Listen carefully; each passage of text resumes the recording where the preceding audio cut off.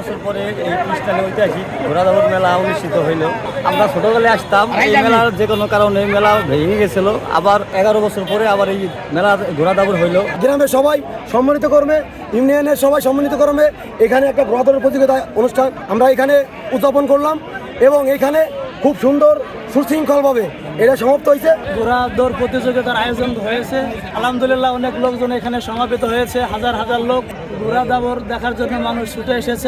আমাদের ডাকে সাড়া দিয়ে আমরা মানুষদেরকে সুন্দর একটা আনন্দ দিতে পারছি, এজন্য আমি নিজে আনন্দিত এবং আশা করতেছি যে আগামী বছরও আমরা এইভাবে সকলকে নিয়ে একসঙ্গে আনন্দ ভোগ করব। আগামীতে আমরা এই মেলা প্রতি বছর আমরা সকলে মিলেমিশে একসঙ্গে মানুষকে আনন্দ দেব। আমার দায়িত্বে দুইটা ঘোড়া আসছিল, একটা ঘোড়া ফার্স্ট হয়েছে, একটা ঘোড়া সেকেন্ড হয়েছে। হ্যাঁ, মোট 9টা ঘোড়া ছিল, 9টা ঘোড়ায় আমরা দুই ভাই 2টা ঘোড়া আনছি, 2টা ঘোড়াই ফার্স্ট সেকেন্ড হয়েছে।